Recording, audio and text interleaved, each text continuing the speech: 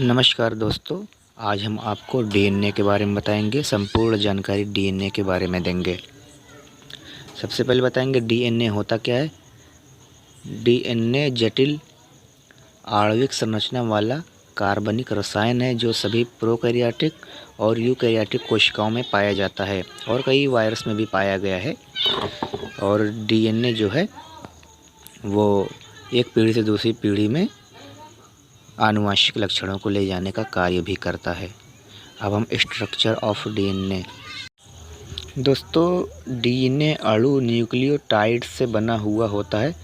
प्रत्येक न्यूक्लियोटाइड्स में 3 अलग अलग घटक होते हैं, जैसे शुगर हो गई, फास्फेट हो गया जिसे हम फास्फेटी समूह कहते हैं, और नाइट्रोजन बेस, नाइट्रोजन क्षार जिसे हम कहते हैं। ये तीनों पाए जाते हैं, इसे हम न्यूक्लियोटाइड्स कहते हैं। और न्यूक्लियोसाइड्स जो होता है उसमें केवल नाइट्रोजनस क्षार और पेंटोज शर्करा पाई जाती है, उसमें फास्फेटी समूह नहीं पाया जाता। केवल नाइट्रोजनस क्षार और पेंटोज शर्करा पाई जाती है। अब दोस्तों, डीएनए में नाइट्रोजन के चार अलग अलग प्रकार पाए जाते हैं, जो कि उनमें शामिल हैं एडेनिन, साइटोसिन, गुआनिन, थाइमिन।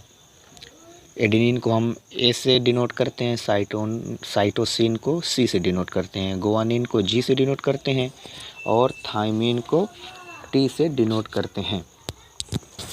दोस्तों, जो एडेनिन होता है वो थाइमिन के साथ जुड़ता है, जिसमें 2 हाइड्रोजन बंध पाए जाते हैं, यानी कि हाइड्रोजन बॉन्ड जिसे हम कहते हैं।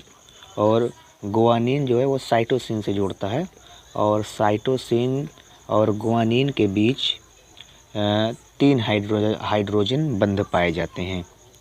दोस्तों, हमारी जो नाइट्रोजनस क्षार होते हैं वो 2 प्रकार की श्रृंखलाओं में बटे रहते हैं। इसे हम एक प्यूरिन से कहते हैं और दूसरे को पिरिमिडीन कहते हैं।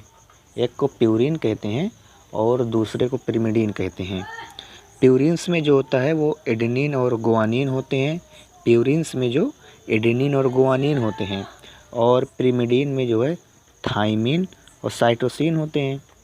और अगर यही आरएनए की बात हम करें तो आरएनए में तो थाइमिन पाया नहीं जाता, तो थाइमिन के स्थान पे यूरेसिल होता है। और दोस्तों, जो डीएनए है, डीएनए की खोज सबसे पहले जो है 1869 में फ्रेडरिक मिस्चर नामक वैज्ञानिक ने की थी। डीएनए की खोज सर्वप्रथम सबसे पहले फ्रेडरिक मिस्चर ने 1869 में की थी।